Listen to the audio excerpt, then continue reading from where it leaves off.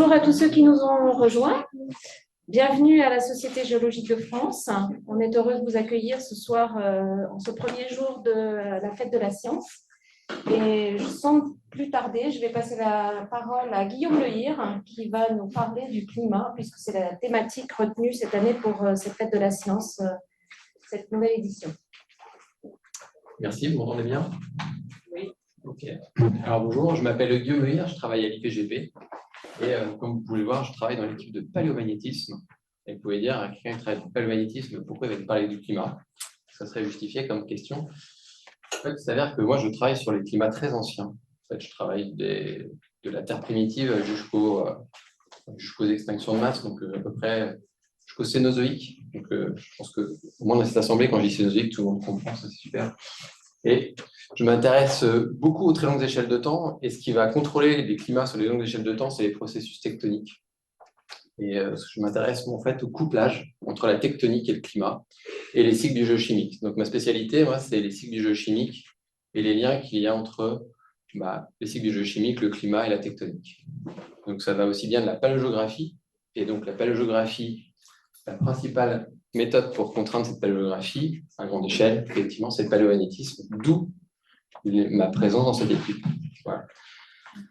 Mais aujourd'hui, ce n'est pas l'objet de cette présentation. Cette présentation s'inscrit finalement dans le thème de la fête de la science, qui est le réchauffement climatique.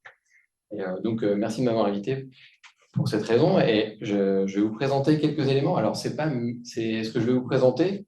Je tiens à prévenir, même si je les ai mis, c'est que je suis en accord avec ce qui est présenté, mais ce n'est pas mes données, ce n'est pas des choix personnels, c'est que des données qui sont issues, ou des résultats qui sont issus de publications scientifiques. Donc après, on pourra en discuter, il n'y a pas de souci. Mais voilà, je tenais à vous prévenir que c'est ça. Alors maintenant, le titre de la présentation, c'est de savoir pourquoi la perturbation climatique actuelle est exceptionnelle. Alors c'est un sujet très très vaste, et on ne peut pas le traiter en une demi-heure, ce sujet-là. Donc j'ai eu un parti pris. Je suis parti d'une coupure de presse en fait, qui a été diffusée par le GIEC il y a 3-4 ans sur un fameux rapport qui a fait suite à la COP21. Et c'est là-dessus qu'on va partir. Puis à partir de ça, on va essayer de déduire les grandes idées et voir si c'est vrai ou pas. Alors, je ne sais pas comment on passe les slides, par contre, c'est comme ça. Voilà. Alors, donc ce fameux rapport, c'est un rapport exceptionnel du GIEC, donc ce n'est pas les rapports qui ont lieu tous les 6 à 7 ans. C'est un rapport qui avait été commandé finalement un peu en suite des accords de Paris qui étaient liés à la COP21, où il y avait un objectif assez clair qui avait été donné dans cette COP21 de limiter le réchauffement sous les 2 degrés.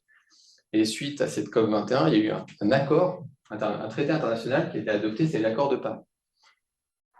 Et suite à cet accord de Paris, finalement, il fallait trouver des méthodes et voir les risques qu'il y avait au réchauffement climatique au-dessus des 2 degrés. Et c'était l'objet de ce rapport. Alors, que dit ce rapport? Il dit les choses suivantes. Alors, je ne vous ai pas mis tout le résumé parce que c'est quand même très long, mais j'ai surligné les phrases en jaune sur lesquelles on va insister. Alors, il dit qu'avec un réchauffement de 1,5 degré, 70 à 90% des récifs coralliens disparaîtraient, alors qu'avec un réchauffement de 2 degrés, la quasi-totalité serait anéantie. Donc, c'est une phrase assez apocalyptique. Donc, c'est intéressant de savoir finalement si c'est vrai et quels seraient les mécanismes qui pourraient l'expliquer. Et le deuxième aspect, c'est la solution proposée. Donc, justement, pour ne pas arriver à ces effets, l'idée, ça serait de limiter les émissions mondiales nettes en dioxyde de carbone d'origine anthropique d'environ 45% à l'horizon 2030, donc c'est-à-dire à 20 ans, et d'atteindre un bilan nul 20 ans plus tard, c'est-à-dire en 2050. Et là aussi, l'intérêt, c'est de voir quelles sont les contraintes qui seraient liées à cette réduction d'émissions de carbone. Alors, pour répondre à cette question, finalement, je vais séparer cet exposé en 2 parties. Je voulais d'abord savoir si les effets du réchauffement de plus 1,5, c'est-à-dire l'effet sur les coraux, était vraiment démontrable. Et la deuxième, c'est que signifie la neutralité carbone, c'est-à-dire finalement stabiliser stabiliser la pression partielle de CO2, c'est-à-dire éviter qu'elle augmente.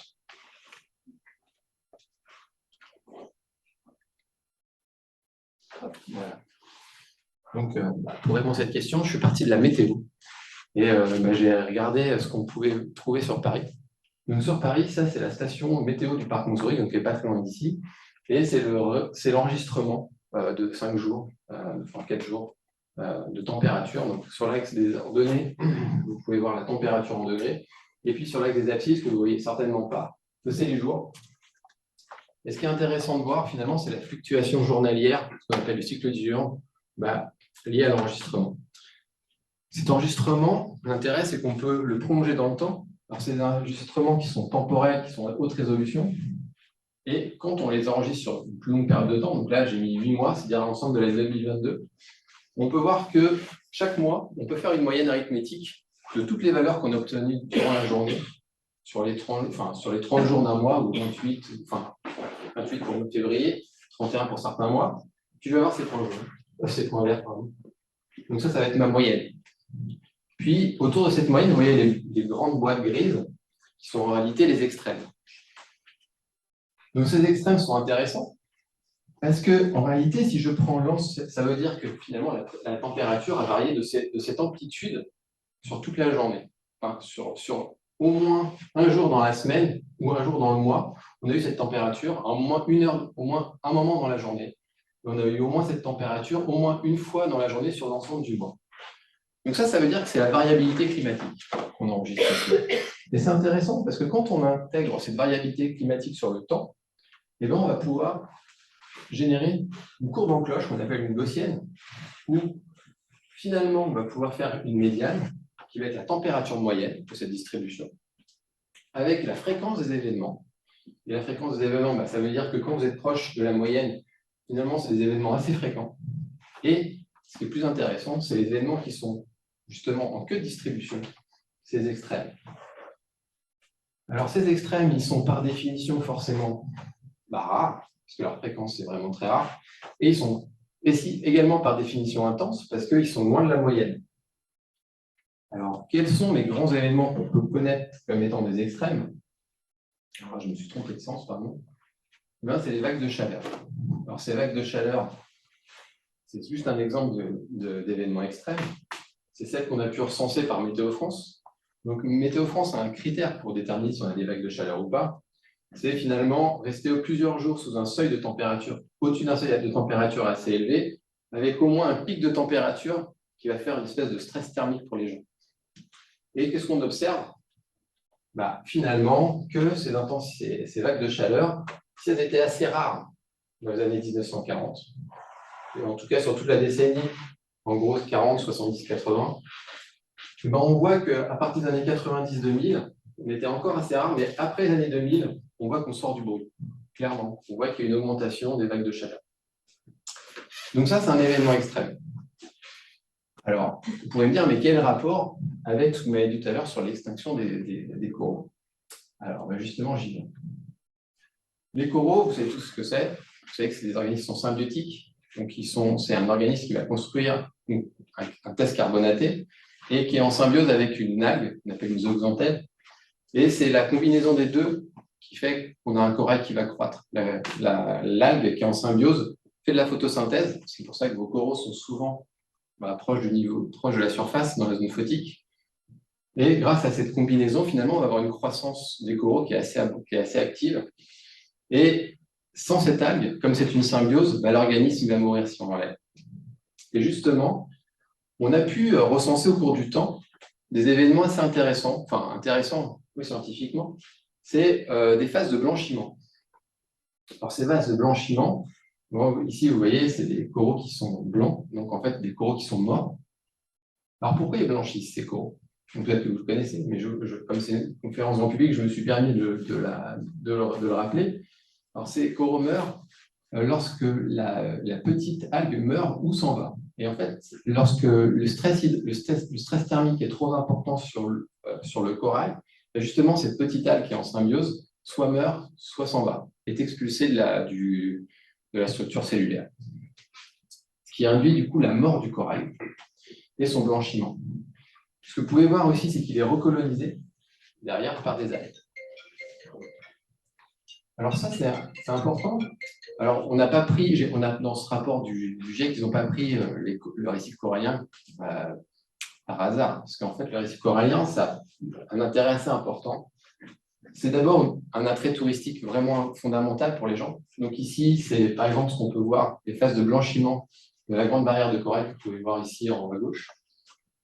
Et c'est aussi une ressource halieutique, c'est-à-dire que lorsque vous regardez l'abondance des poissons dans les zones où le corail est encore en bonne santé, elle est très importante, avec une diversité importante, donc ça c'est intéressant pour l'aspect biologique, mais pour la subsistance des populations, c'est quelque chose de fondamental, les coraux. Si vous allez dans les tropiques, vous allez voir plein de pêcheurs qui sont justement en train de pêcher dans ces zones-là, et c'est même dans ces zones-là, quand il manque de poissons, qu'on fait dynamiter les coraux, qu'on dynamite qu'on met la dynamite dans l'eau pour récupérer les poissons qui meurent. Et ça a une autre vertu, c'est aussi une pouponnière pour les poissons. Donc, c'est-à-dire que si vos coraux disparaissent, vous avez toute une cascade dans la chaîne alimentaire qui va s'opérer. Donc, c'est la raison pour laquelle les coraux ont été pris. L'autre caractéristique qui justifie la prise en compte des coraux, c'est que c'est des structures immobiles. Et donc, elles ne vont pas pouvoir fuir la contrainte. Elles vont devoir, du coup, subir. Et la seule chose qui va leur permettre de subir cette contrainte, c'est leur résilience, c'est leur tolérance à la perturbation. C'est ce que quelqu'un en biologie dirait la plasticité phénotypique. Donc, en gros, tous les individus n'ont pas la même tolérance au stress thermique, mais on peut définir une zone de tolérance au-delà duquel l'organisme ne va plus pouvoir supporter le pic de chaleur et va expulser sa petite algue symbiotique. Alors, ces événements, ils sont devenus très importants, et c'est pour ça que vous entendez parler. Donc là, j'ai pris une coupure grand public qui est partie dans le monde il n'y a pas très longtemps, c'était en 2021, donc c'est l'année dernière. Et on voit que finalement, 98% de la grande barrière est touchée par ce phénomène de blanchiment. Alors, ce phénomène de blanchiment, il était déjà observé par le passé, lorsqu'il y avait ces phénomènes qu'on appelait les phénomènes ENSO. Donc, c'est ce que vous pouvez connaître sous le phénomène El Niño, c'est le phénomène océanique, le phénomène El Niño. C'est finalement cette vague de chaleur qui va générer finalement des anomalies thermiques, qui va créer des stress sur les organismes qui sont des stress thermiques qui sont au niveau des risques coralliens comme les coraux. Alors, on observait ça directement pendant les phénomènes El Niño, puis de plus en plus, on s'est rendu compte que durant les phases d'été, on avait des phases de stress thermique qui s'opéraient, ce qui expliquait pourquoi on avait ces phases de blanchiment de plus en plus abondantes. Donc, on voit bien ici que l'existence de ces phases de blanchiment, si elles sont liées à des phases de stress thermique, l'existence de phénomènes extrêmes va générer des phases de blanchiment. Alors maintenant, quelle est la cascade d'événements? Donc ça, c'est ce qui se passe lorsque le climat se réchauffe.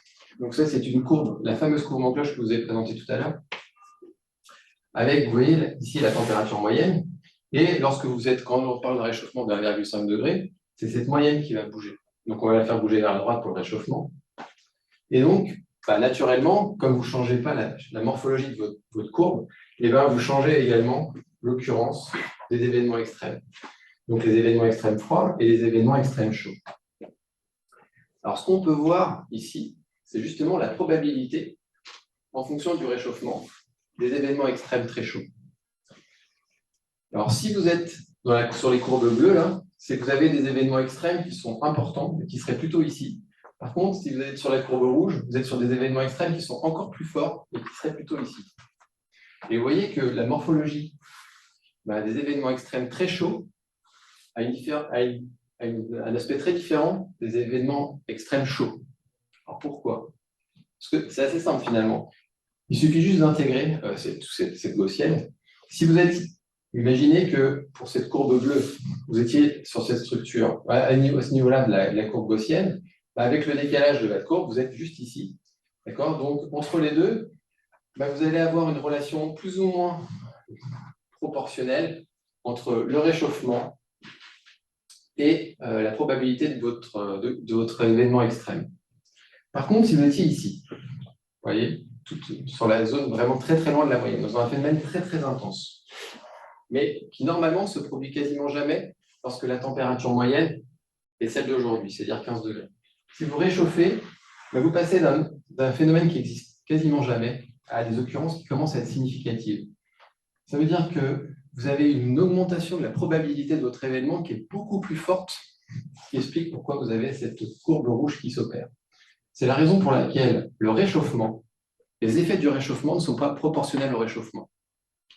Et ça, c'est important, Parce que souvent, on considère que le réchauffement, c'est juste une augmentation de température. Et alors, c'est vrai, parce que c'est comme ça que c'est présenté dans les médias, et c'est classiquement comme ça que les gens le reçoivent. Mais ce qu'on peut voir ici, c'est qu'au final, la température moyenne a la moins d'incidence que les événements extrêmes qui sont associés à cette élévation de la température moyenne. C'est la raison pour laquelle c'est aussi difficile de percevoir le réchauffement climatique, parce que quand on voit cette variation, je me trompe toujours de sens. Voilà. Quand vous regardez ces variations, avec ces variations d'extrême, vous voyez que vous avez des amplitudes thermiques qui sont de l'ordre de 15-20 degrés par mois, entre le jour et la nuit. Donc vous avez des variations de 15-20 degrés et vous dites, ok, moi j'ai des variations de 15-20 degrés tous les jours. Je le subis, je survis très bien. Mais pourtant, lorsque je vois ces rapports, ils me disent que si j'augmente de 1,5 degré, je vais avoir des effets dévastateurs. Et la raison, c'est vraiment ça, c'est que vous augmentez l'occurrence des événements extrêmes. Ce n'est pas l'effet de la température moyenne qui importe. En tout cas, c'est ce que veut dire ce rapport. Maintenant, quelles seraient les conséquences sur les coraux? Ici, c'est une étude qui a été publiée, donc ce n'est pas le même rapport, c'est un rapport qui a été publié cette année.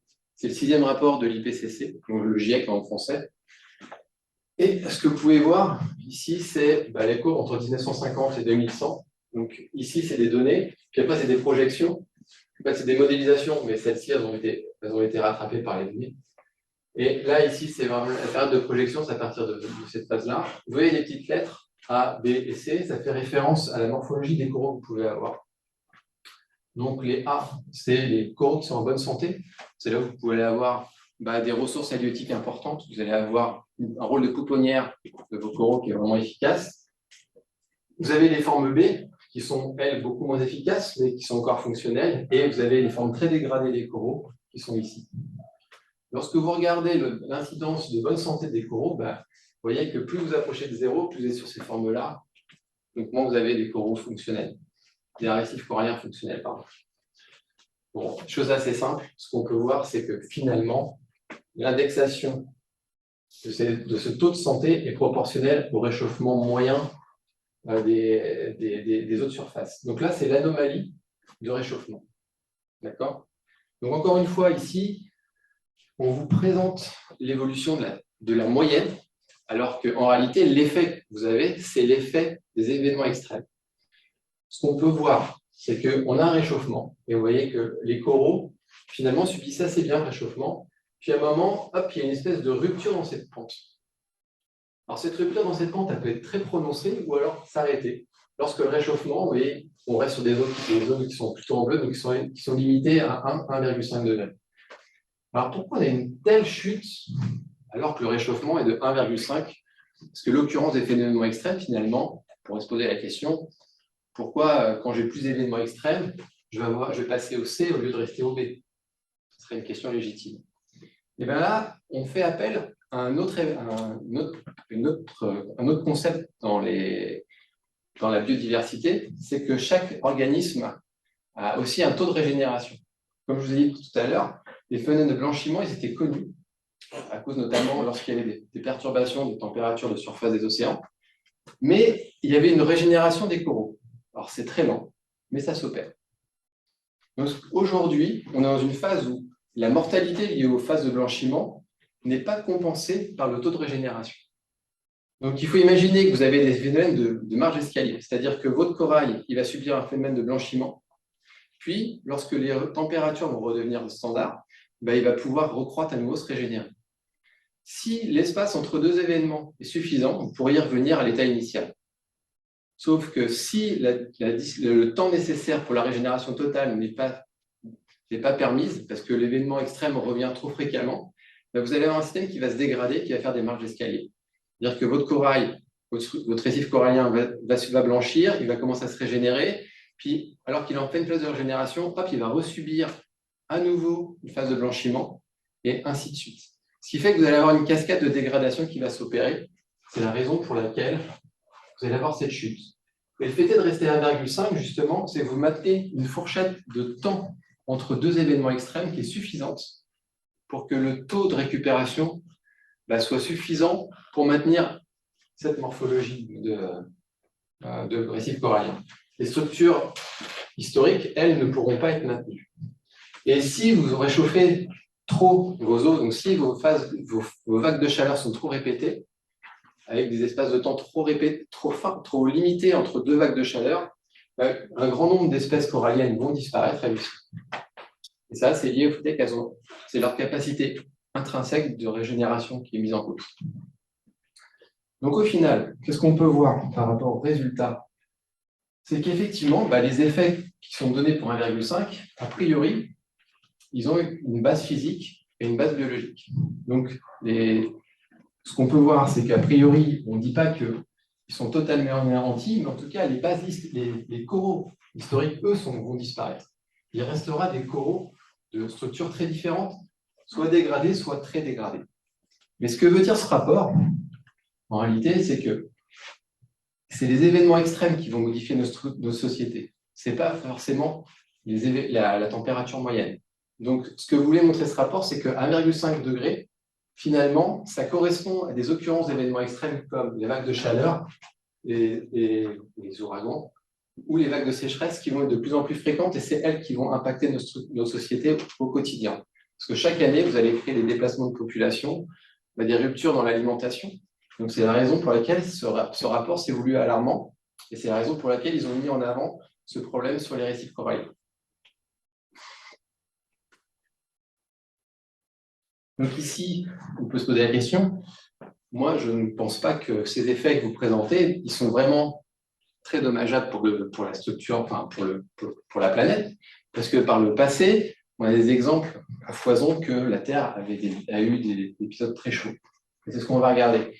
Donc la question qu'on va se poser, c'est pourquoi, malgré qu'on ait un réchauffement, la situation est différente aujourd'hui du climat passé. Alors, pour vous illustrer ça, effectivement, on va partir en Antarctique. Donc l'Antarctique, il y a 60 millions d'années, était plus ou moins positionné au même endroit qu'aujourd'hui. Ce n'est pas tout à fait vrai, mais il n'était pas très loin du pôle sud quand même. Et ce qu'on peut voir, c'est qu'il y a 60 millions d'années, sur la partie occidentale du Groenland, on pouvait trouver même des fragments de plantes. Ce qui veut dire qu'il y a 60 millions d'années, on avait une forêt tempérée au niveau des pôles, donc dans des zones de haute latitude. Ce qui veut dire qu'il n'y avait pas de glace sur l'Antarctique à ces époques-là. Donc c'est vraiment un argument très fort pour dire que la température était beaucoup plus chaude qu'aujourd'hui. Et on peut même le modéliser. Donc on a pu modéliser les températures moyennes dans le passé. Donc on est ici aujourd'hui, donc ça c'est la pression partielle de CO2 aujourd'hui, c'est la température qui correspond. Et puis vous voyez, donc ici c'est le LGN, donc ça c'est pas très grave. Ce qui est intéressant de voir, c'est que quand on remonte dans le passé, donc ici jusqu'au Crétacé, on va sur des périodes beaucoup plus chaudes. Alors vous dites, il fait vraiment beaucoup plus chaud. Oui, parce que lorsque je regarde la température moyenne, je vois qu'a priori, au Crétacé, on avait quasiment un climat moyen qui était 10 degrés plus chaud qu'aujourd'hui. Donc, un argument pour dire qu'effectivement, être un état chaud, ce n'est pas quelque chose de critique pour la Terre. C'est en partie vrai, mais par contre, on va essayer de voir la différence qu'il peut y avoir entre ces climats chauds du passé et la perturbation actuelle. Et pour ce faire, il va falloir avoir un très bon chronomètre. Pourquoi il faut avoir un très bon chronomètre? Parce qu'aujourd'hui, la perturbation qu'on applique, elle dure, en gros, ça fait un siècle qu'on l'applique. Donc, il va falloir remonter dans le passé avec des possibilités d'observer des variations climatiques très, très fines. Et même ça, les meilleurs enregistrements dans les carottes sédimentaires, on ne peut pas remonter à des échelles de 100 ans. Donc, le meilleur chronomètre qu'on peut avoir dans le passé, c'est le carotte de glace. Donc, c'est la raison pour laquelle on va juste se focaliser sur le quaternaire. Parce que les plus vieilles calottes de glace aujourd'hui sur Terre, elles sont en Antarctique, et elles ont à peu près 800 000 ans. Ouais, 800 000 ans à peu près. Alors, il y a quelques phases, il y a quelques endroits qui seraient un peu plus vieux, mais ça n'a pas énormément d'intérêt. Alors, sur cette glace, on peut faire deux choses. On peut regarder les cristaux de glace, et dans ces cristaux de glace, on peut regarder les fractionnements isotopiques, ce qui va nous permettre d'avoir un paléothermomètre. Et dans les bulles d'air qui sont emprisonnées entre ces cristaux de glace, on va pouvoir retrouver les paléoatmosphères. Alors, ces cristaux de glace, historiquement, à l'origine, c'était de la neige qui était tombée, qui s'est compactée, qui a formé ces cristaux de glace, ce qui veut dire que finalement, on a conservé l'atmosphère de l'époque. Et ici, vous avez donc sur les 800 000 ans, l'enregistrement à la fois des paléoatmosphères, le CO2 et le méthane, Et ici, l'enregistrement de la température reconstitué à travers le paléothermomètre qui est l'oxygène 18. Ce qu'on peut voir directement, c'est qu'effectivement, il y a des grandes fluctuations de température. Donc, je pense qu'ici, vous ne voyez pas, c'est l'anomalie de la température autour du Groenland, parce que ce thermomètre, il n'est valable que localement. Donc, ici, on voit des variations qui sont de l'ordre de 10 degrés, à peu près. Donc, vous pouvez me dire, oui, 10 degrés avec des pics très importants. Effectivement, si on se focalise sur ces pics, c'est ce que j'ai fait ici, on voit des grandes perturbations dans la température, avec des réchauffements. On part de températures très froides, à peu près 8 degrés plus bas qu'aujourd'hui, jusqu'à des températures de 0 degré, donc l'équivalent d'aujourd'hui. Donc, on a des réchauffements quand même très importants de 8 degrés en Antarctique, sur des périodes qui paraissent très très courtes, lorsqu'on regarde la longueur de l'enregistrement glaciaire. Alors, l'intérêt des calottes de glace, c'est que je vous dis, c'est un enregistrement extrêmement précis temporellement et continu. Alors, qu'est-ce qu'on peut voir dans ces calottes de glace? Justement, l'enregistrement du CO2. Et qu'est-ce qu'on observe? Donc ça, c'est 100 000 ans, 10 000 ans, 20 000 ans, pardon. Et ici, c'est l'actuel. Donc 20 000 ans, aujourd'hui.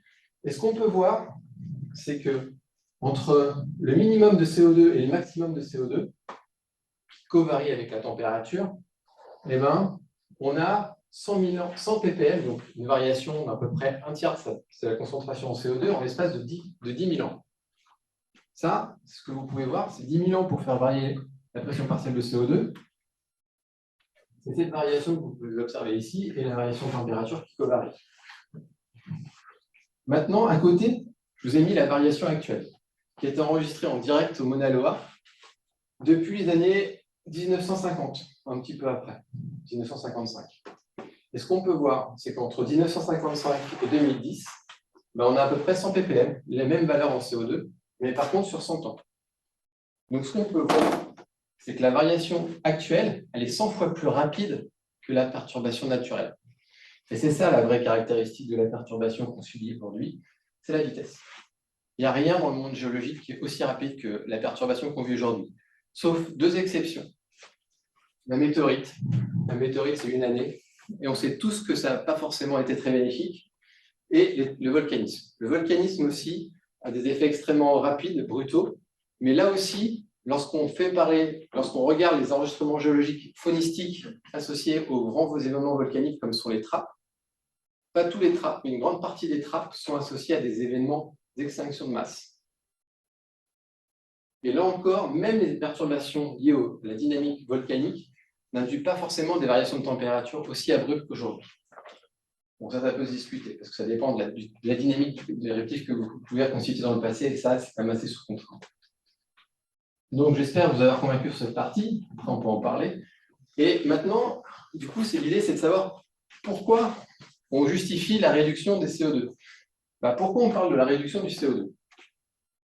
Pourquoi on dit que c'est important? Quand je vous rappelle le texte de ce rapport, ils disent qu'il faut réduire à peu près de 45% les émissions d'ici 2030, donc c'est-à-dire dans 8 ans, et aller en 2050 à des émissions nulles, nettes nulles. Ça veut dire qu'on pouvait émettre, mais en tout cas, il faut des puits qui permettent de compenser les émissions.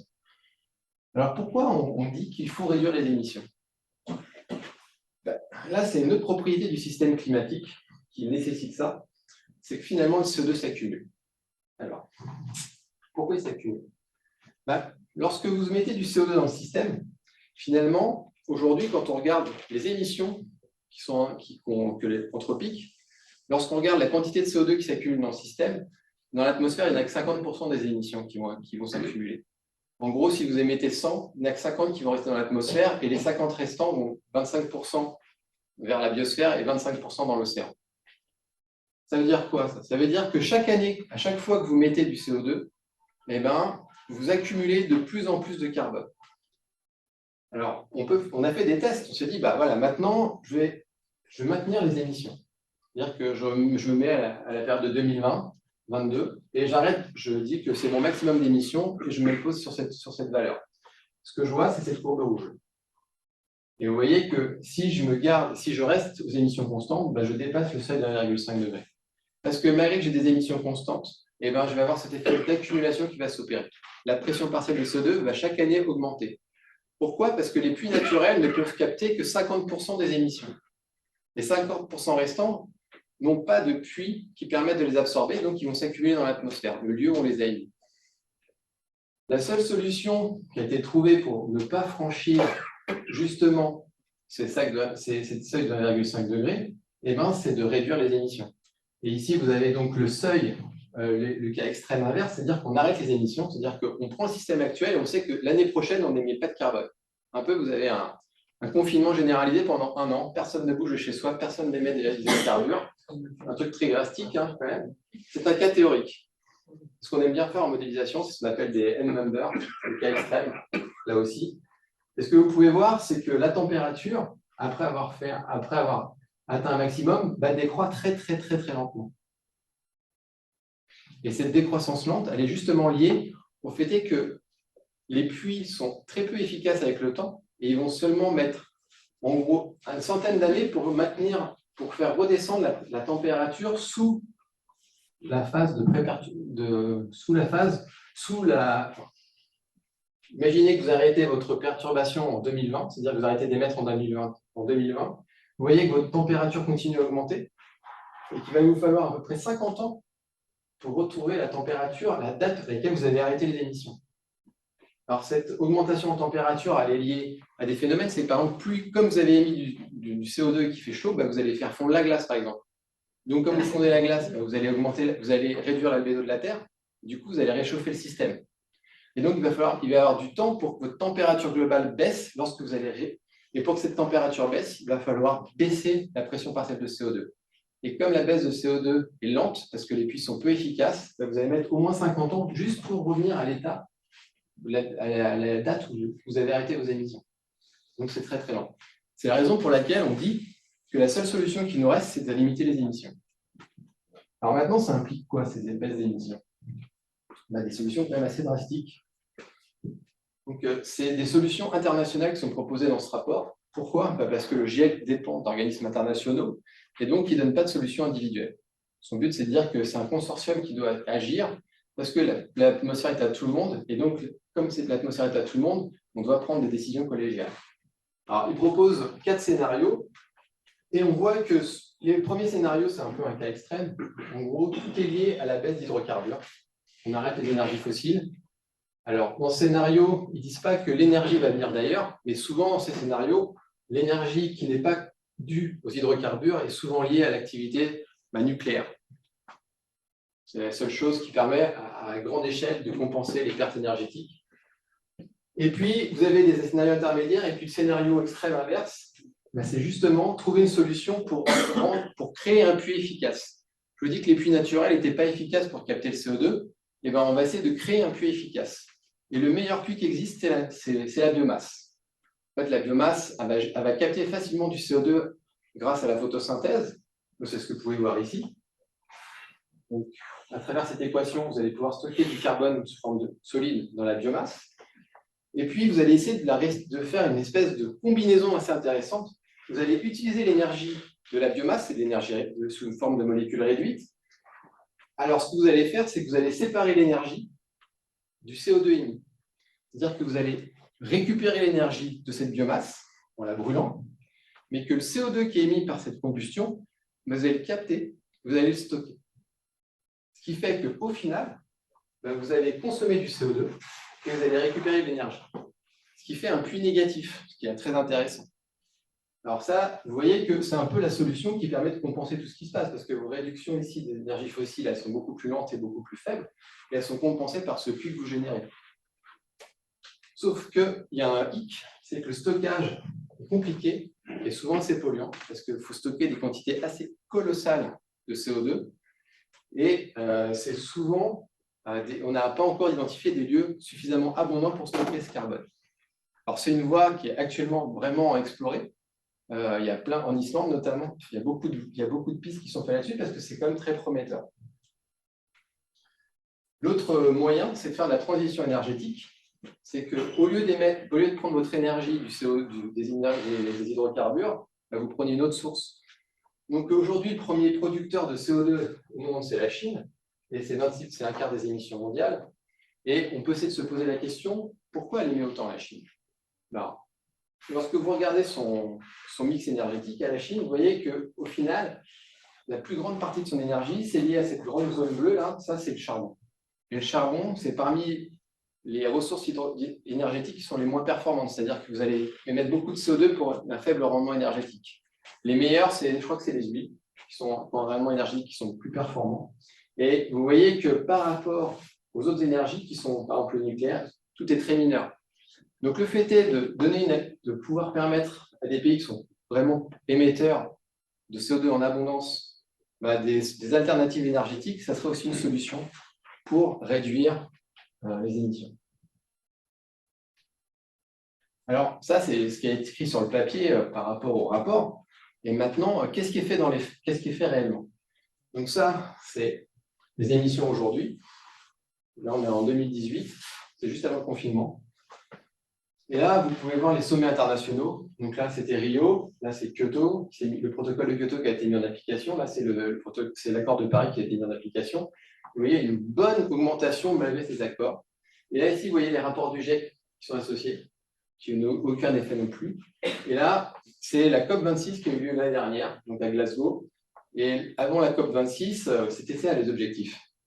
Et je ne sais pas si vous vous rappelez, mais à la fin de la COP26, le chairman qui gérait la conférence, il s'est un peu écroulé parce qu'il avait quand même du mal à avaler, parce qu'effectivement, ça, c'est les accords signés. Donc, vous voyez, beaucoup plus faible.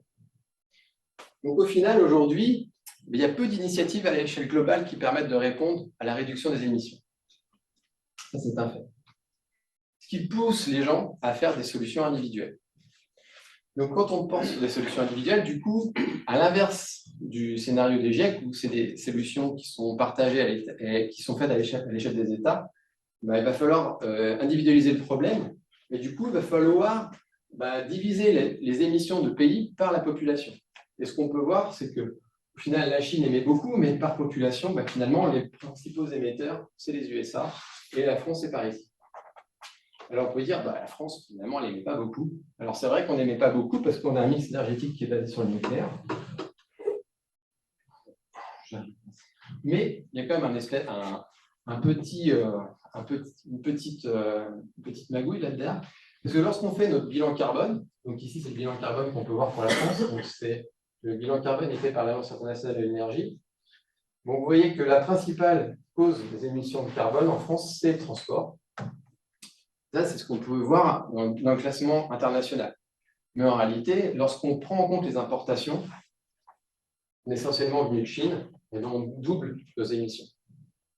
Donc ça veut dire qu'en réalité, il y a deux axes sur lesquels il faut jouer pour réduire nos émissions. C'est à la fois nos usages personnels, donc sur les transports, notamment pour la France, mais aussi sur les importations, donc sur notre consommation.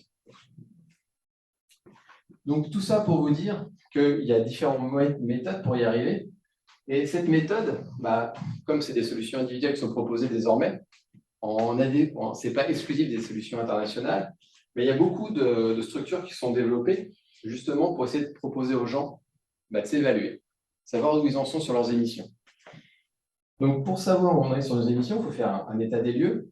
Et aujourd'hui, l'état des lieux, il est de cette nature. Aujourd'hui, nous, on est ici en Europe. Vous voyez, on émet à peu près par personne 6 gigatonnes de carbone. Donc, si vous regardez 6 gigatonnes de CO2 par personne, vous pouvez regarder votre poids. Chacun choisit son poids. Et vous regardez la quantité de CO2 que vous émettez. Et vous allez voir qu'en général, on émet au moins 80 fois son poids par an à l'échelle globale. C'est-à-dire que si vous pesez 60 kg, vous allez émettre 80 fois plus de CO2 dans l'atmosphère. Ça veut dire qu'aujourd'hui, chaque année, si vous prenez le poids de l'humanité, on met 80 fois le poids de l'humanité dans l'atmosphère chaque année. Donc, à partir de ce bilan, on peut regarder à travers ces comparateurs les solutions. Alors, moi, je vous mets juste les sites Internet, donc c'est les sites gouvernementaux. Tout ce que je vous cite ici, c'est des sites gouvernementaux. Donc, internationaux, ici, c'est la France, c'est le gouvernement français qui l'a mis. Et ça, c'est un petit simulateur de vos consommations de CO2, de vos émissions de CO2, liées justement à votre consommation, donc notamment les importations, et sur vos usages, donc notamment les transports, l'habitation. Voilà, pour arriver aux enjeux de réduire de manière assez drastique nos émissions. Et j'ai fini. Voilà, merci de votre attention.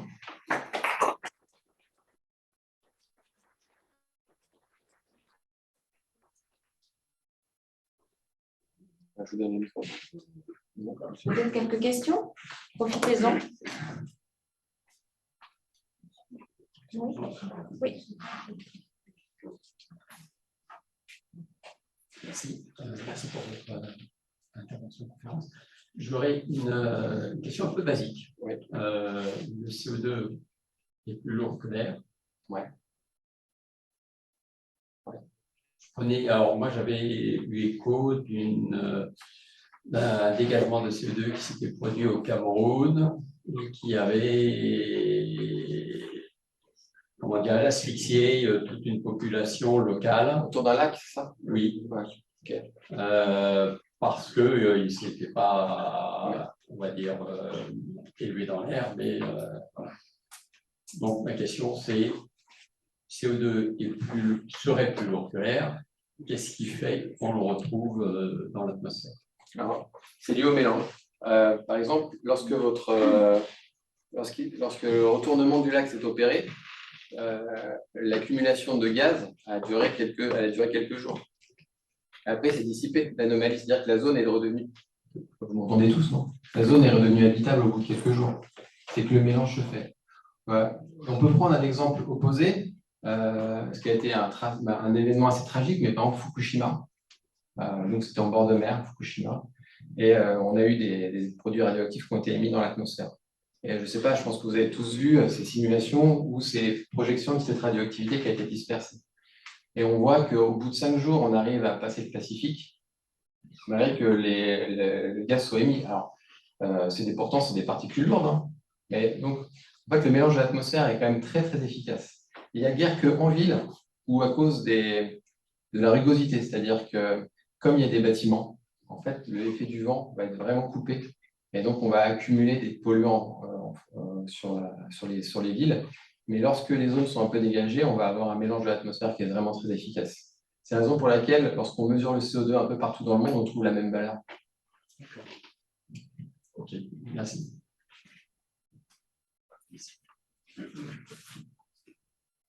Oui, pour parler des événements rapides, est-ce qu'on maîtrise complètement les glaciations? Je pense le petit âge de glace, des événements comme ça qui sont capables de changer la température radicalement. Alors, le petit âge glaciaire est différent. Donc, le petit âge glaciaire, clairement, on a du mal à l'expliquer. En tout cas, moi, de ce que j'ai lu, les explications ne sont pas forcément univoques. Donc, la cause de la fin du petit âge glaciaire n'est pas forcément connue. Souvent, on invoque l'évolution solaire. Effectivement, hein, l'évolution solaire, les taches solaires sont quand même corrélées à certains événements climatiques. Par contre, sur le climat glaciaire, on peut répondre à votre question à 2 niveaux. Au premier ordre, oui, on arrive à très bien expliquer les événements glaciaires. Comment? C'est juste un traitement en fréquence. Vous regardez les événements qui s'opèrent. Ici, vous regardez qu'il va y avoir des fréquences qui vont être prédominantes.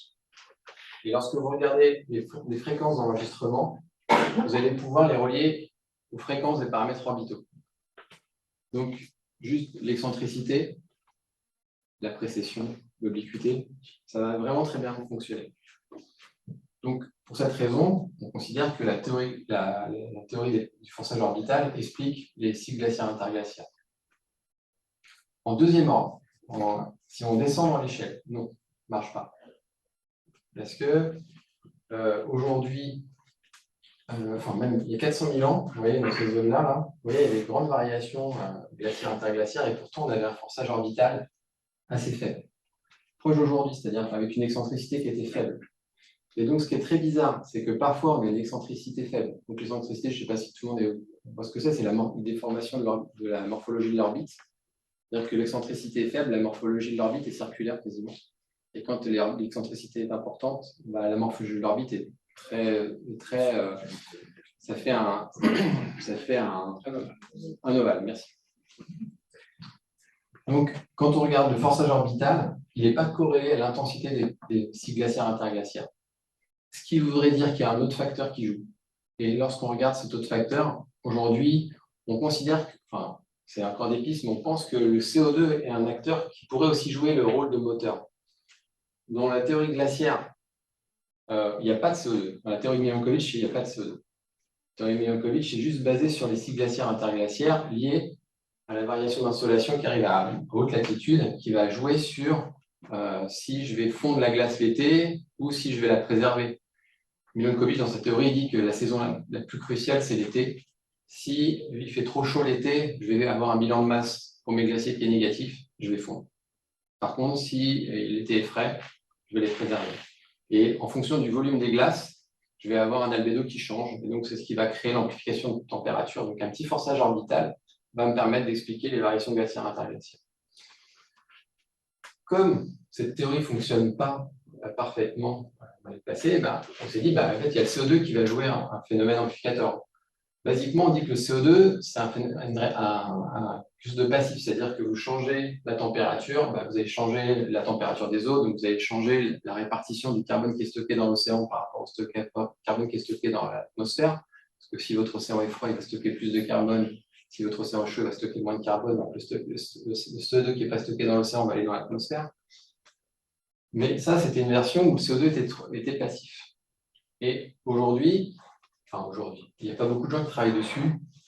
Pour expliquer la cohérence dans la théorie glaciaire, on essaie de voir si le CO2 n'est pas derrière.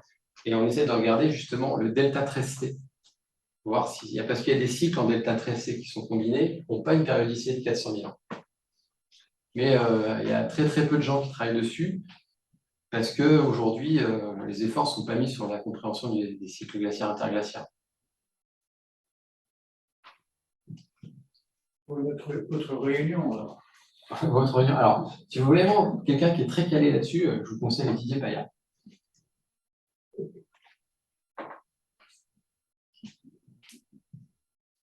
Est-ce que dans les temps géologiques, ça va, merci. Dans les temps géologiques, depuis le début, est-ce qu'on a une idée à une époque où le CO2 a été vraiment très élevé, au-delà des 300 ppm?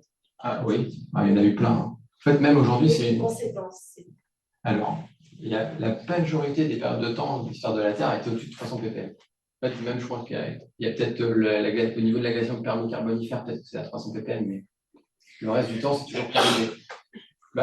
Il n'y a pas vraiment de conséquences. C'est-à-dire que certainement qu'il y avait des événements il y avait forcément des événements extrêmes qui étaient importants, mais c'est pas ça. En fait, l'important, c'est qu'aujourd'hui, on a une double contrainte. C'est la vitesse de la perturbation qui crée le choc. C'est-à-dire qu'aujourd'hui, la population, les sociétés se sont installées dans des environnements. D'accord ? Ils sont habitués à un climat standard. Quand vous dites, voilà, je pense que l'été, je ne vais pas avoir de vague de chaleur, et que finalement, vous allez de plus en plus vous poser la question de pourquoi. Si ces changements, si vous regardez la vitesse des changements que vous voyez sur cette courbe, c'est des changements qui se font en plusieurs dizaines de millions d'années, parce que ces changements, ils sont contrôlés par la tectonique. C'est une question d'altération. Donc, comme les changements sont très très lents, au final, il n'y a pas de perturbation, on n'était pas là, mais il n'y a pas de perturbation drastique. Le fait qu'aujourd'hui, dans une vie humaine, on voit un changement local en climat. Et ça, c'est ça qui est anormal. C'est qu'on ne devrait pas devoir, à notre échelle de temps, voir les variations climatiques. C'est-à-dire que les changements de cette amplitude, ça n'a jamais existé. La vitesse de la perturbation, c'est ça qui est vraiment... Mais sinon, pour répondre à la question, le fait que le climat soit plus chaud dans le passé, c'est arrivé tout le temps. Et ce n'est pas très grave que le climat soit plus chaud. Mais par exemple, pour la biosphère, elle a sa tolérance, elle est adaptée à un environnement d'aujourd'hui. La vitesse des phénomènes évolutifs, même sur les petits organismes, quand vous avez des phénomènes qui se passent sur quelques années ou quelques dizaines d'années, ça dépasse même les processus d'adaptation des organismes. Vous voyez, c'est là où, en fait, il y a un problème. C'est que la vitesse dépasse le fonctionnement standard du système Terre. Que le système Terre soit à la fois inorganique et organique. C'est ça qui perturbe le système. C'est vraiment ça. J'ai bien compris ça, mais simplement la réponse des gouvernements axée uniquement sur le CO2, du coup, on peut contester, on peut dire après tout que le CO2 a pu être très élevé à des époques, il n'y a pas eu.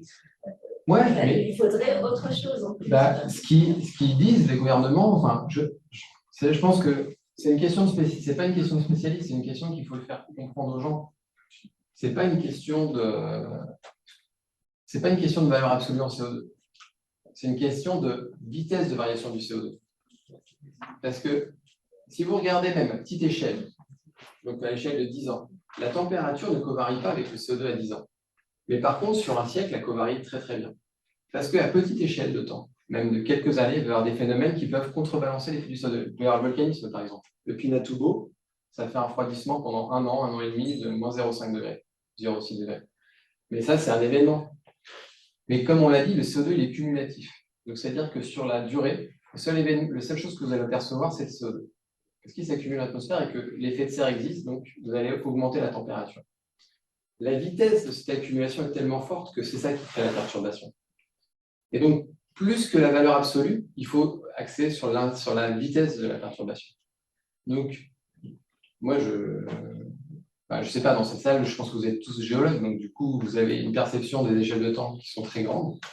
Il faut inverser un peu notre problème. C'est-à-dire qu'aujourd'hui, on parle d'échelles de temps très très courtes. Et ces échelles de temps, elles sont tellement courtes qu'elles sont plus courtes que l'échelle d'une vie humaine. Et c'est quelque chose qu'on ne connaît pas, en fait. C'est-à-dire que nous, dans la géologie, on perçoit les échelles de temps tellement longues, mais pour les perturbations qu'on vit aujourd'hui, c'est une perturbation qui est plus rapide que notre vie.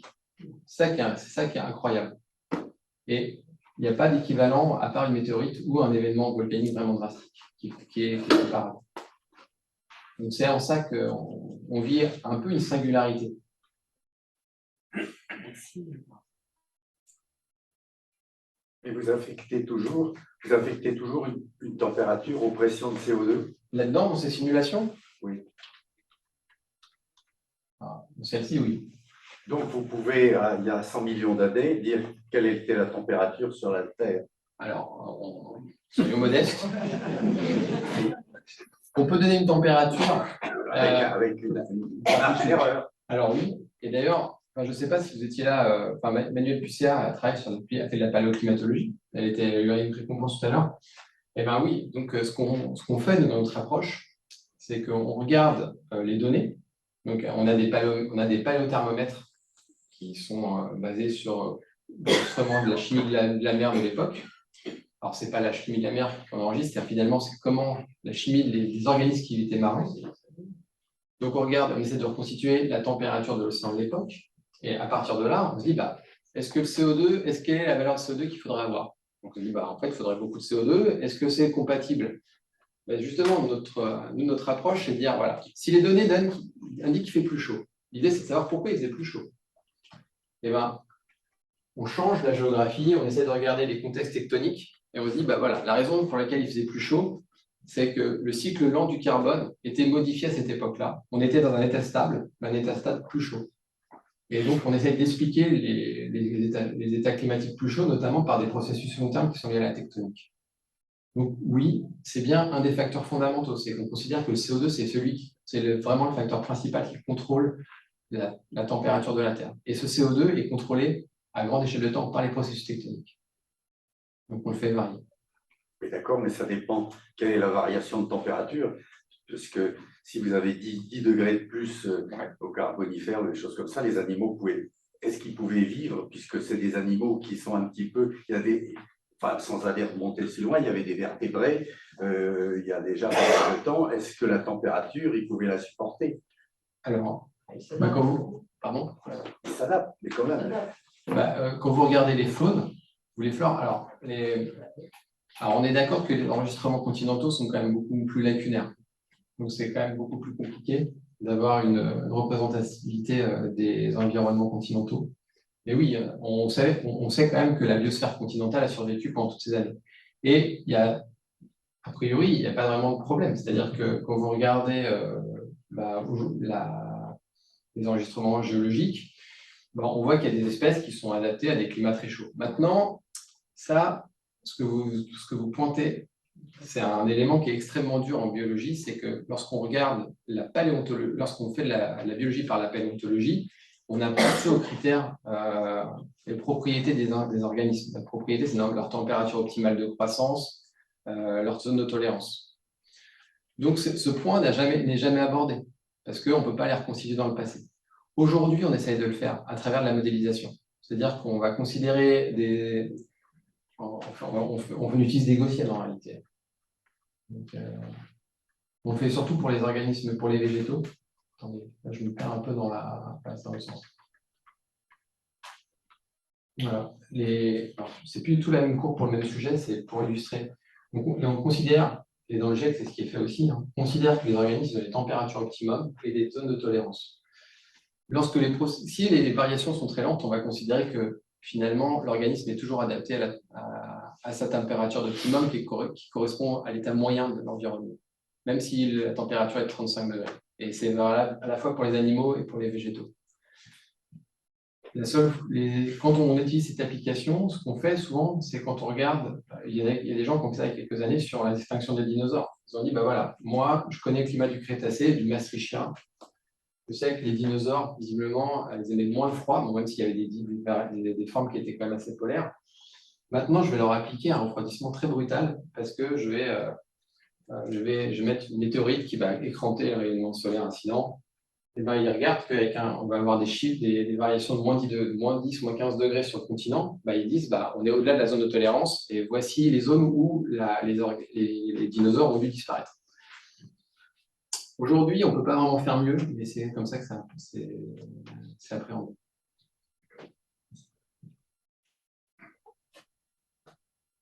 Est-ce que cette vitesse, on l'a noté également quand on a eu les calottes glaciaires qui se sont formées sur Terre, c'est-à-dire le passage de Greenhouse à... Ouais, attendez, je vais vous trouver ça. Celle-ci, là, alors voilà, ça c'est... C'est pas super, mais c'est ici. En gros, là, il y a la transition Éocène-Oligocène avec la mise en place du groupe de l'Antarctique. Alors oui, parce que quand vous regardez par rapport à... Qu'est-ce que vous ne comprenez pas? C'est-à-dire, je ne comprends pas justement, est-ce qu'ici on a effectivement un phénomène extrême ou est-ce que... Non. Non, on n'a pas de phénomène extrême pour la mise en place de la calotte. La mise en place de la calotte, il y a la température et le CO2 qui ont bougé en même temps.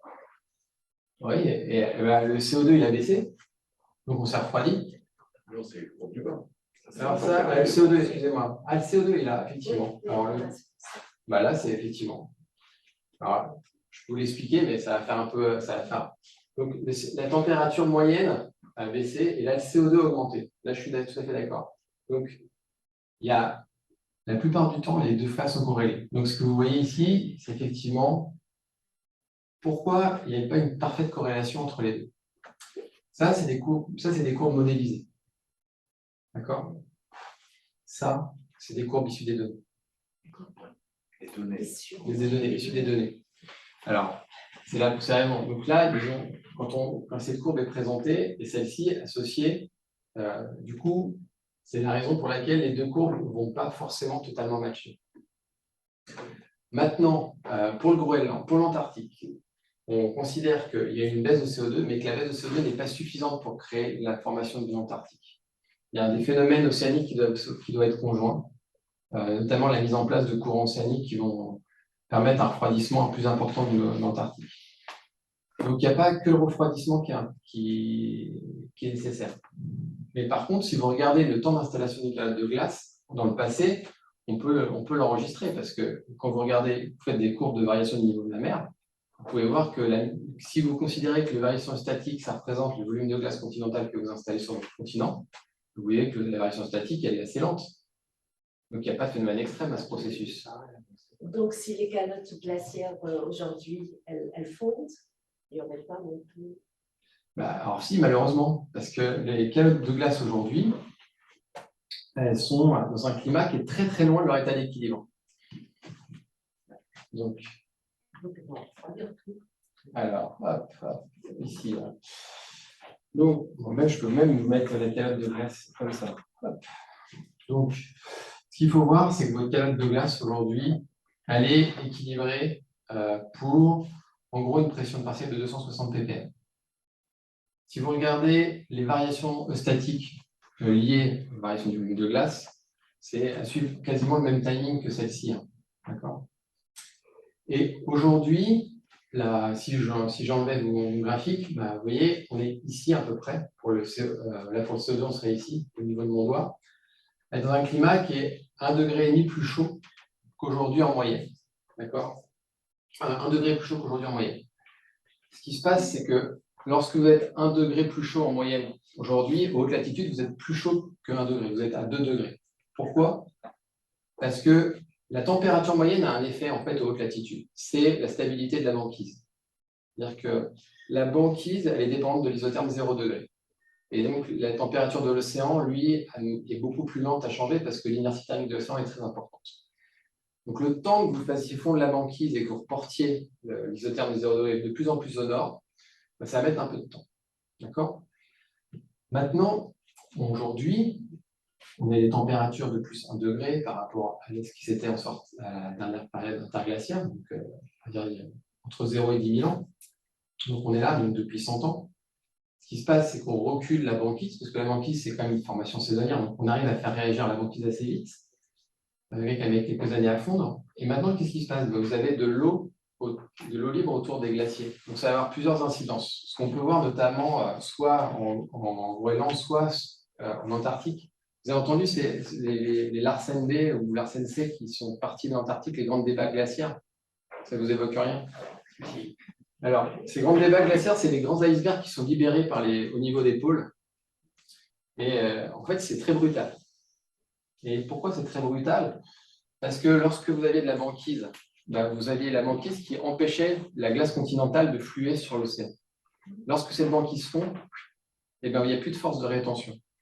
Comme vous fondez de plus en plus la calotte de glace, vous allez avoir de l'eau qui va se mettre entre le substratum et la calotte de glace, qui va avoir de l'eau liquide, donc vous réduisez la force de frottement, ce qui fait que votre calotte elle va s'écouler. Et après, il y a des séracs qui peuvent se former, mais souvent en Groenland, enfin sur les grandes calottes polaires comme ça, ce n'est pas vraiment le cas. Donc vous allez avoir un écoulement très rapide. Ce qui se passe, c'est que du coup, vous allez avoir une fonte extrêmement accélérée de la calotte de glace. Et aujourd'hui, c'est ce qu'on observe, et c'est ce qu'on a du mal à modéliser.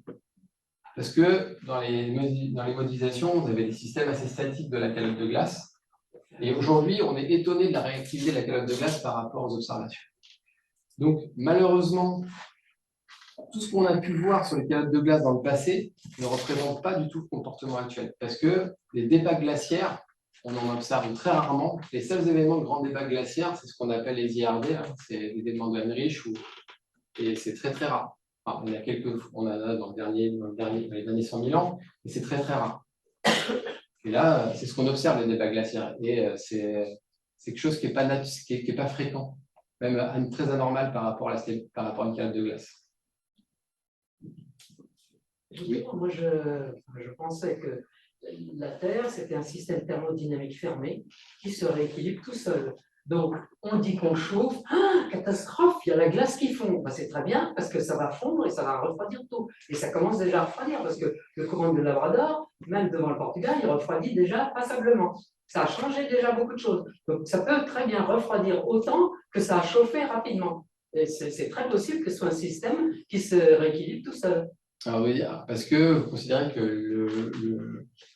l'eau à 0 degré qui arrive dans l'océan refroidira le système, c'est ça? Ben, pas l'eau, il n'y a pas que ça, il y a aussi les CO2, il y a tout ce que vous voulez. De toute façon, au Crétacé, heureusement, il y a eu du calcaire parce que justement, les coraux sont morts en grande quantité, parce qu'il faisait chaud, sans doute. Il faisait chaud et il y avait peut-être diminution la régression marine ou des choses comme ça. Et donc, et les coraux, on a dit, ils sont en train de mourir, on est tous concentrés autour de l'Australie et tout ça. Et tout d'un coup, on nous annonce, j'ai cru voir ça, qu'il y a un grand récif qu'on ne connaissait pas et qui est en train de pousser, qui est géant. Moi, les animaux ont déjà bien intégré tout ce changement climatique. Nous, on veut que tout soit éternel. On a connu ça dans notre enfance, on pense que c'est toujours pareil, qu'il y aura toujours de la neige au même endroit, du chaud au même endroit, enfin, et c'est pas comme ça. Tout bouge tout le temps et tout se rééquilibre un peu tout seul. Alors- nous, on est que des fourmis. Si on disparaît à cause de nos pollutions, c'est bien fait pour nous. Mais il y a toujours eu des disparitions d'espèces, mais des tout petites, parce qu'on parle toujours des dinosaures, mais bon sang, c'est pas ça quand même qui a disparu. Tous les fossiles qu'il y a eu, c'est des petits, et des choses qu'on ne voit même pas, des microscopiques, et c'est toujours parce qu'il y a eu un changement pour eux d'odeur d'eau, de climat, de température, de tout ça. Bah, on est d'accord que c'est, de ce que vous dites, c'est la destruction des habitats qui fait que les espèces meurent. Donc, la destruction des habitats, c'est vraiment ça la cause. Maintenant, est-ce que le réchauffement climatique détruit les habitats? Bah, c'est ce qui est montré. Non, mais il y a un réchauffement, mais et ça va refroidir, il faut attendre. Alors, la quantité, ça va refroidir, je suis d'accord, à bout d'un moment, le pic va s'arrêter. Ce qui est sûr, c'est que si vous regardez la quantité d'énergie qui arrive par mètre carré, bah, en gros, si vous regardez. Et par exemple, vous dites ça fond, les glaciers fondent dans les Alpes et tout ça, bah, votre biomasse, au lieu de dire biomasse, les forêts vont repousser, les oiseaux remontent, tous les animaux remontent et réoccupent tout cet espace qu'ils occupaient avant, il n'y a pas si longtemps. Hein. Alors, ça, c'est ce qu'on appelle le changement climatique. Alors, ça, j'ai pas fait un changement. Mais le c'est un changement changement, c'est climatique, pas dramatique. alors, le réchauffement climatique va avoir localement des effets différents. Donc, Oui, dans des effets. donc des effets différents régionaux, c'est chez le changement climatique. Donc, dans certaines zones, effectivement, vous avez des zones polaires, vous allez libérer des zones de glace, sauf que vous avez des biotopes qui étaient associés à ces zones polaires. Donc, effectivement, vous allez remplacer un biotope par un autre. Donc, des organismes vont se développer, d'autres organismes vont se développer. Ça, c'est vrai. Mais après, le problème, c'est les organismes qui étaient présents, eux, ils vont disparaître. Oui, bah, d'accord. Mais Voilà, non, ça a toujours existé. alors maintenant, ça a toujours existé. La vraie question, c'est la vitesse de la disparition. Mais on n'en sait rien, parce que moi, On peut le mesurer aujourd'hui, quand même. oui, les durées, ce qu'on voit en géologie, il y a toute une partie, bon, c'est des événements extraordinaires qui sont notés. Et il y a toute une partie, quand on est dans un fleuve, on voit, il y a le banc de sable qui vient, qui repart, on n'a aucune trace de ça. On ne sait pas combien il y en a eu de charriers finalement de sable. Ce qui va être marqué, c'est juste un événement exceptionnel, justement. Pas les transferts journaliers ou à chaque marée, tout ça. Ça, il n'en reste rien. Rien du tout. Oui.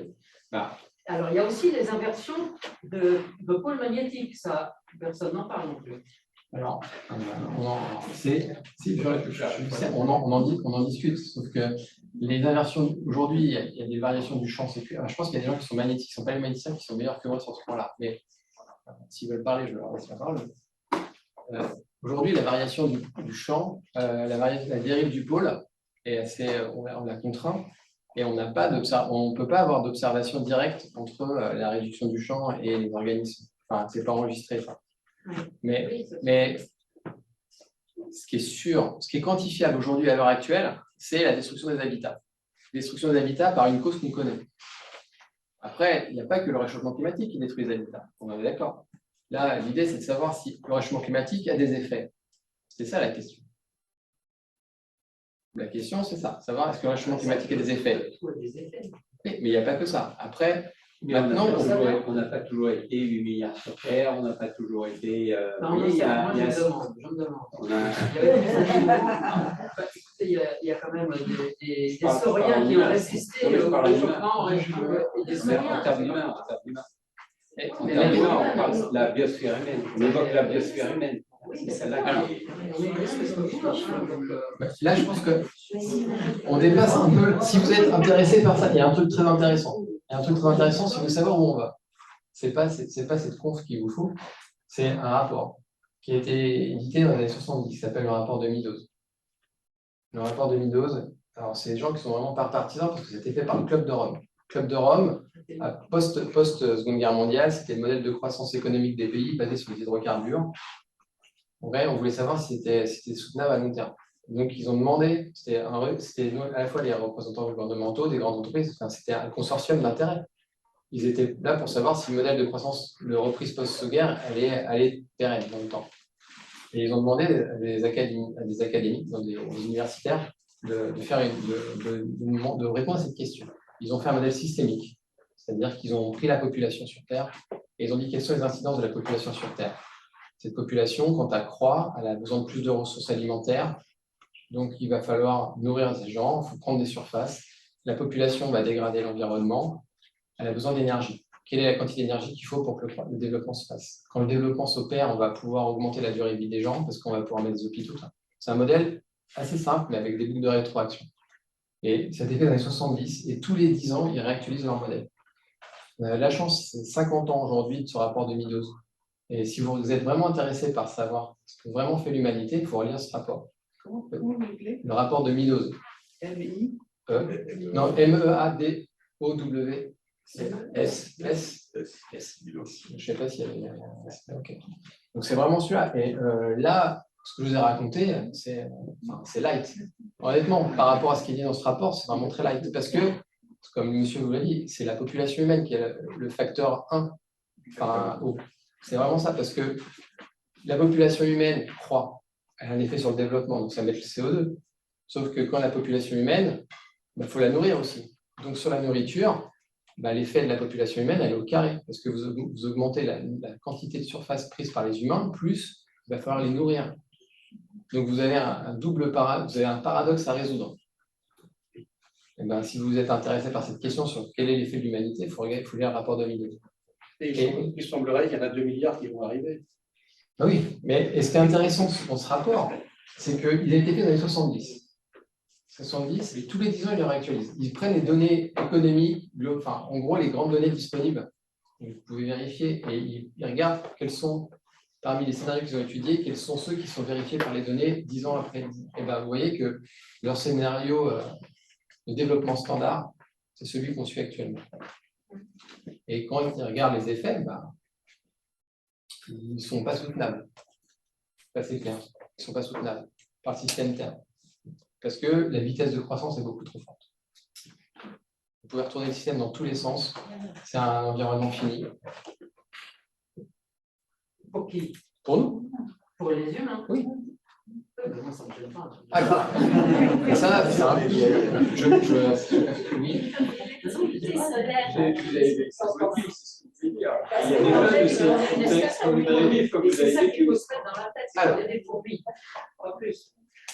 L'activité solaire.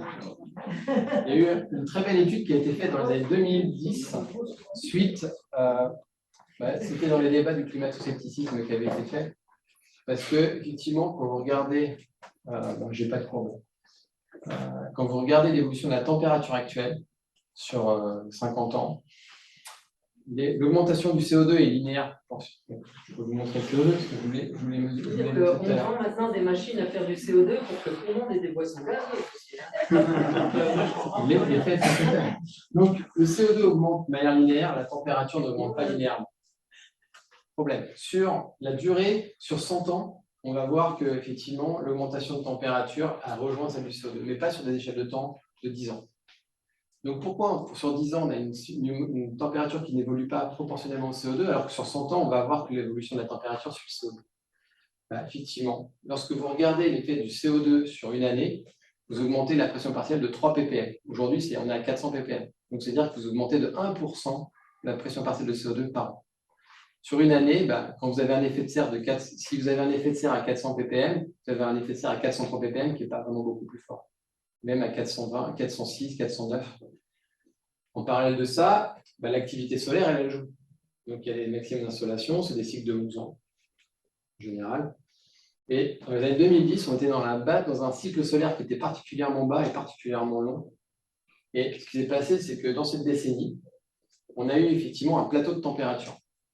Et c'est ce qui a créé tout le débat sur le climato-scepticisme, parce qu'effectivement, pendant cette décennie, on voyait une augmentation du CO2 et pas d'augmentation de la température. Parce que pendant un temps, on a eu l'effet de la baisse de la constante solaire, donc de la quantité d'énergie qui arrivait par le soleil, compensait l'augmentation de température liée à l'augmentation du CO2. La différence entre le CO2 et la constante solaire, c'est que la constante solaire, c'est une périodicité qui tourne autour d'une moyenne. Elle évolue. Sur les 100 millions d'années, vous allez avoir une augmentation de la constante solaire de moins d'1%. Donc c'est très très faible. Mais ce qu'on peut voir, c'est que sur les cycles de 11 ans, on va avoir des petites variations. Mais c'est toujours autour d'une moyenne. L'échelle humaine, c'est une moyenne. Donc, si pendant les années 2000-2010, on a eu effectivement un plateau, lorsque l'activité solaire s'est mise à recroître, à ce moment-là, il y en a un rattrapage. C'est-à-dire qu'on avait deux mécanismes qui jouaient dans le même sens. On avait le CO2 qui augmentait et la constance solaire qui augmentait. Et donc là, on a eu un pic de chaleur. Et donc, ça faisait plutôt des marges d'escalier. Et ce que vous regardez, ça marche assez bien. Ça marche quand même par marge d'escalier. Ça explique que pourquoi, sur une année ou 2 années, on peut ne pas avoir d'augmentation de température moyenne alors que le CO2 augmente. Ça s'explique très bien physiquement.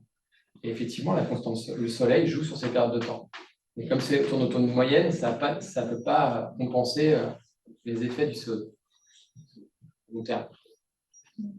Combien de modèles y a-t-il aujourd'hui pour calculer toutes ces variations de température que vous envisagez? Je dirais qu'un par pays développé. Non, il y en a énormément. Enfin, c'est-à-dire que dans les panels internationaux, il y en a une vingtaine. Et est-ce qu'on les a fait marcher en arrière pour voir les périodes de glaciation? Alors, vous avez fait marcher en arrière sur, Enfin, pour revenir sur les périodes de glaciation. c'est-à-dire le Oui, 20 000 ans et tout ça? Oui. Pas tous. Alors, on prend. Alors, pourquoi? Parce que ça n'a pas de sens de faire fonctionner un modèle 3D à haute résolution si vous voulez vraiment être sûr de la validité de votre modèle à des moments où on n'a pas d'enregistrement trop précis de la température sur l'ensemble du globe. Donc, on ne peut pas prendre le DMG, enfin le dernier maximum glaciaire. On est obligé de prendre des périodes sur lesquelles on a vraiment un jeu de données qui est vraiment très contraint. Donc, souvent, on va faire tourner sur les derniers 100 ans, et encore, donc c'est 50 ans, on va regarder. Et tous ces modèles, ils sont testés justement spatialement pour voir s'ils fonctionnent bien sur ces périodes de temps. Nous, on utilise les modèles qui sont basés sur l'IPSL pour des climats très très anciens. On change tout, enfin la géographie, tout ça. Mais notre but, ce n'est pas de reconstituer la température au degré près, c'est de voir si les mécanismes peuvent expliquer les augmentations de température ou pas. Voilà. Mais ils sont validés dans ce sens-là.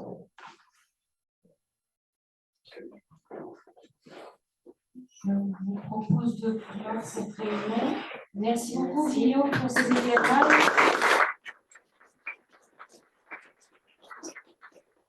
Ces références. Peut-être que l'année prochaine, Françoise, après avoir pris connaissance du rapport de l'INOS, vous pourrez nous faire un exposé à votre tour. Et voilà, un grand merci. Merci à toutes les personnes qui sont venues écouter Guillaume aujourd'hui. Je peux vous confirmer que même en n'étant pas géologue, on a compris beaucoup de choses, mais c'était passionnant. Voilà. Merci à vous. Au revoir.